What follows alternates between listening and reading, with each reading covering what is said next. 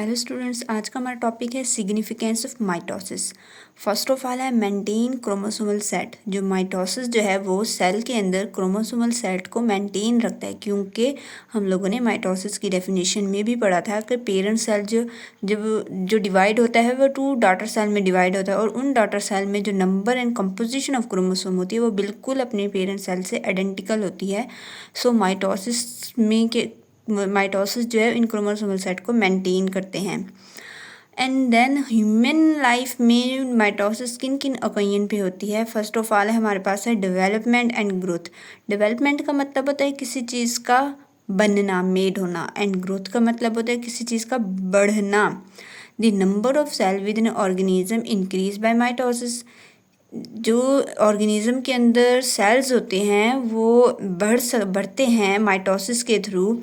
जैसा कि ये एक हमारे पास सेल है, माइटोसिस के थ्रू ये ऑर्गेनिज्म में डिवाइड होता है। अब जब ये डिवाइड होगा तो ये 2 सेल होंगे। देन फर्दर जब माइटोसिस होगी तो ये फर्दर ये 2 में डिवाइड होगा और ये फर्दर 2 में डिवाइड होगा।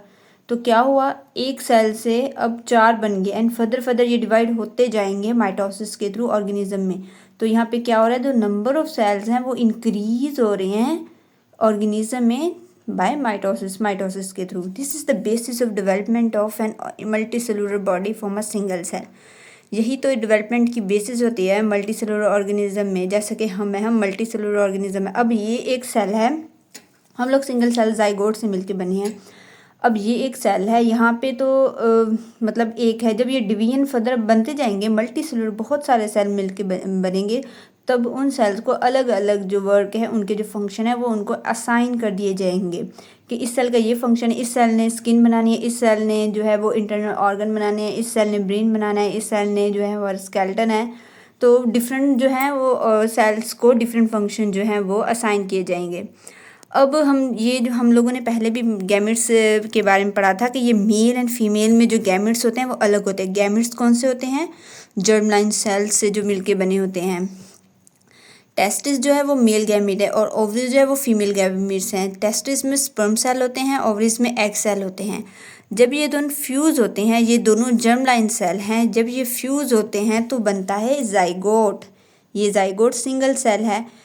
इस सेल से हम ह्यूमन जो है वो बनते हैं। फर्स्ट ऑफ ऑल हमारी जो डेवलपमेंट है वो इस सिंगल सेल जाइगोट से होती है। माइटोसिस जो है वो आगे mitosis occur in somatic cell, जैसे कि यहाँ पे है माइटोसिस।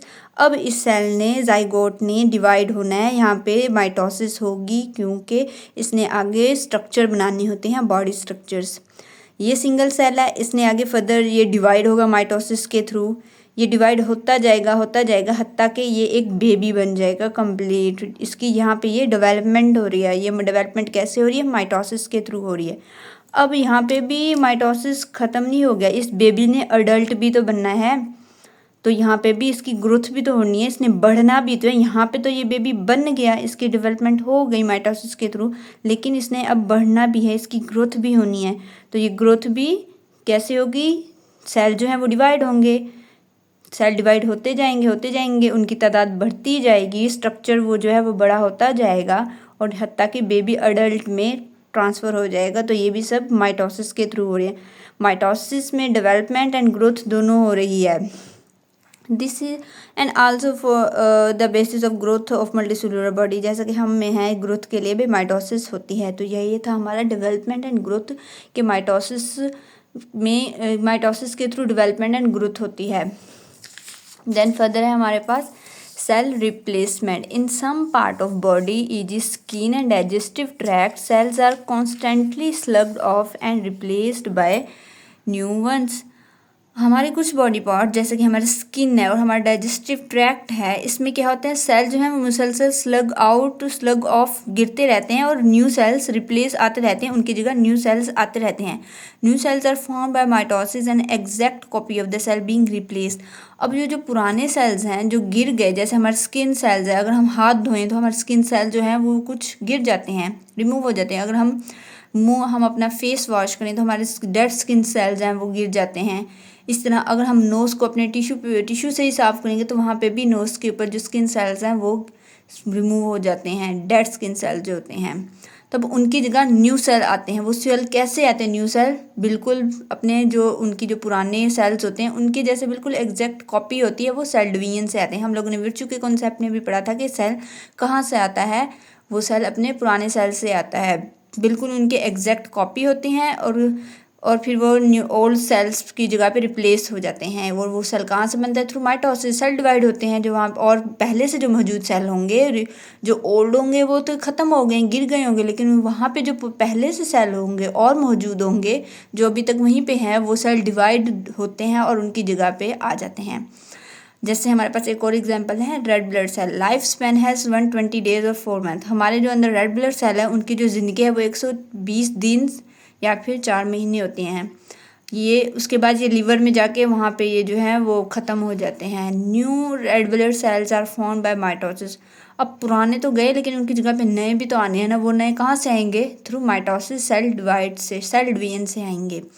ये था हमारे पास सेल रिप्लेसमेंट। एंड देन है regeneration. Some organism can regenerate part of their body. कुछ ऑर्गेनिज्म जो हैं वो अपने बॉडी पार्ट को दोबारा से रीजनरेट कर सकते हैं।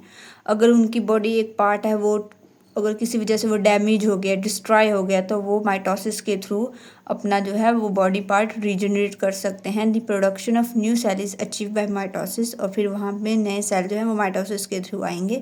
जैसे कि हमारे पास सी स्टार है कि sea star regenerate is lost arm through mitosis. ये सी स्टार होता है जिसे हम स्टारफिश भी कहते हैं। ये क्या करते हैं?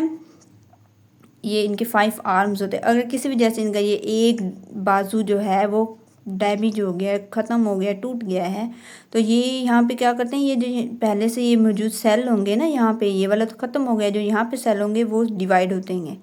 सेल डिवाइड हो जाएंगे हत्ता कि एक नई आर्म जो है वो आ जाएगी। ये जो है करेक्टरिस्टिक्स रेप्टाइल्स में भी है। जैसे हमारे घर में छिपकलियाँ होती हैं, उनकी अगर दुम कट जाती है तो फिर वो दुम दोबारा से नहीं आ जाती है। वो कैसे आती है? थ्रू रीजनरेशन से। और रीजनरेशन कैसे होता है? थ्रू माइटोसिस से। ये भी माइटोसिस के थ्रू होती है। देन हमारे पास है एक sexual reproduction. Some organism produce genetically similar offspring through asexual reproduction.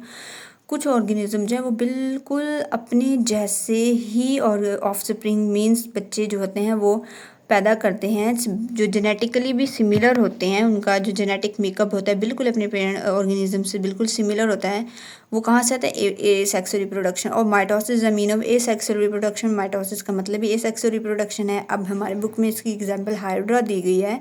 Hydra जो होता है ये एक जो पानी के अंदर सांप होता है। सम फॉर एग्जाम्पल हाइड्रा रिप्रोड्यूस एक सेक्सुअली बाय बडिंग। अब हाइड्रा जो होता है वो ए सेक्सुअली रिप्रोड्यूस होता है बाय बडिंग के थ्रू। अब बडिंग कैसे होगी? जैसे ये हमारे पास डायग्राम है, ये हाइड्रा है। ये हाइड्रा एक पेरेंट सेल है, ये इसके टेंटिकल्स हैं, ये इसकी जो है वो एक सरफेस के ऊपर एक आउटग्रोथ, एक बर्ड अराइज हुई। ये जो इसके सरफेस के ऊपर सेल होंगे ये डिवाइड होंगे और ये सेल डिवाइड होते जाएंगे हत्ता कि एक बर्ड बन जाएगी, एक आउटग्रोथ बन जाएगी बाहर की तरफ। ये बर्ड जो है वो साइज़ में इंक्रीज़ होती जाएगी। कैसे कि यहाँ पे सेल डिवीजन होती जाएंगी, इसका साइज़ बढ़ता जाएगा हत्ता कि एक हद आएगी कि ये अपने पेरेंट सेल से डिटैच होके एक नया इंडिविजुअल बन जाएंगे, एक नया हाइड्रा बन जाएंगे। इसे हम बर्डिंग कहते हैं। ये बर्ड अराइज हुआ आउटर सरफेस पे, ये बर्ड जो है अपने साइज़ में इंक्रीज़ हुआ, इतना इंक्रीज़ हुआ कि वो अपने पेरेंट से अलग हो गया और एक नया इंडिविजुअल बन गया। इसे हम बर्डिंग कहते हैं। This cell at the surface of hydra undergo mitosis. यहाँ पे जो सरफेस के ऊपर जो होंगे, हाइड्रा के सरफेस के ऊपर जो सेल्स होंगे इनमें माइटोसिस होगी, सेल डिवाइड होते जाएंगे and form a new mass called bud. और नया एक मैस बनाएंगे जिसे हमने बर्ड का नाम दिया। Mitosis continue in the cell of bud. अब यहाँ पे जो है वो माइटोसिस कंटिन्यू है, सेल डिवाइड होते जा रहे हैं and it grow into a new individual हत्ता कि वो एक नए इंडिविजुअल में ट्रांसफ़र हो गए। ये थी एसेक्सुअल रिप्रोडक्शन हाइड्रा में। प्लांट्स में कैसे होती है? The same division happen during asexual reproduction plants में भी सेम डिवीजन होती है जिसे हमने वेजिटेटिव प्रोपगेशन का नाम दिया है। प्लांट्स में एसेक्सुअल रिप्रोडक्शन वेजिटेटिव प्रोपगेशन के थ्रू होती है। प्रोपगेशन का मतलब होता है किसी चीज़ का बनना। जैसे कि हमारे पास प्लांट है, अगर इस प्लांट का ये स्टेम हम लोग काट दें और इसे ज़मीन में बो दें, किसी गमले में बो दें, तो कुछ अर्से बाद ये बिल्कुल जो है वो मुकम्मल पौधा बन जाएगा। ये अपने तमाम के तमाम पार्ट्स हैं वो रीजनरेट कर लेंगे, वो न्यू रूट्स भी बना लेंगे, स्टेम्स भी बना लेंगे, रूट्स भी बना लेंगे। सिर्फ ये अकेला पार्ट, इसे अगर हम कट करके उनके पेरेंट सेल से कट करके अगर हम इसे गमले में लगाएं तो वो बिल्कुल एक न्यू प्लांट बन जाएगा। ये अक्सर हम लोगों ने ये गुलाब के फूल में देखा होगा कि उसे जो कलमें उसकी बनती हैं, जो उसका स्टेम काट के गमले में लगा देते हैं, कुछ अर्से बाद एक कंप्लीट गुलाब का जो पौधा होता है वो बन जाता है।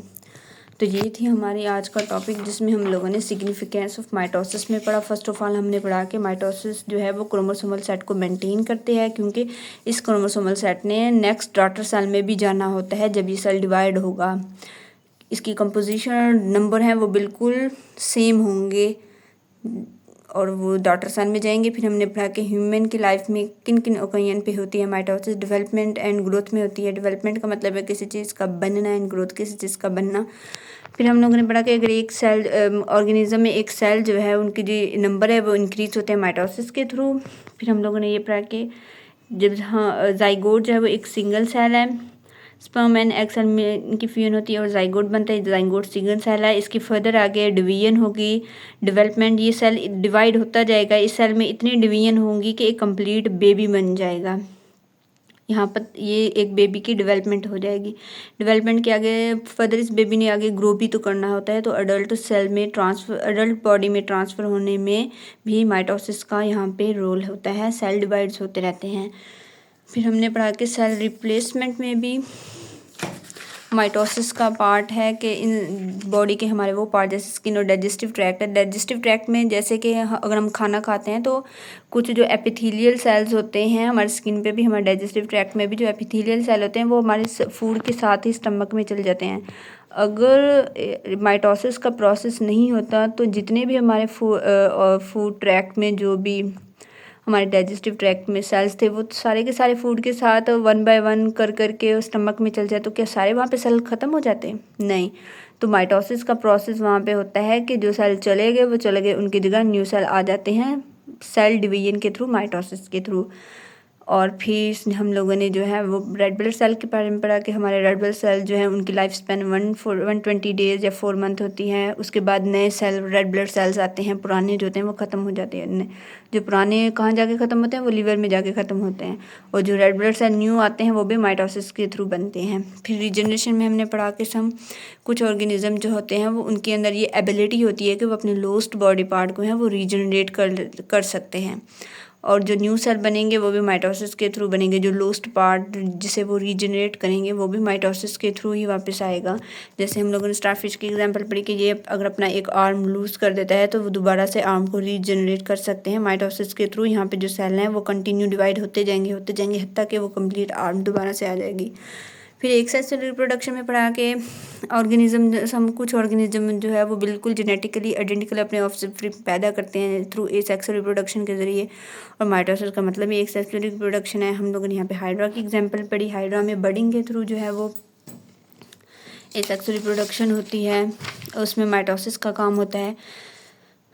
हाइड्रा के सरफेस के ऊपर जो सेल्स होते हैं वो डिवाइड होते जाते हैं और एक न्यू मैस बना देते हैं, जिसे हमने बड कहा। बड एक आउटग्रोथ होती है, बाहर की सतह पे जो है वो उभरी हुई होती है। फिर इस बड में जो है वो माइटोसिस होती है, सेल डिवाइड होते जाती हैं और एक न्यू इंडिविजुअल बना देते हैं, जिसे हमने बडी का नाम दिया।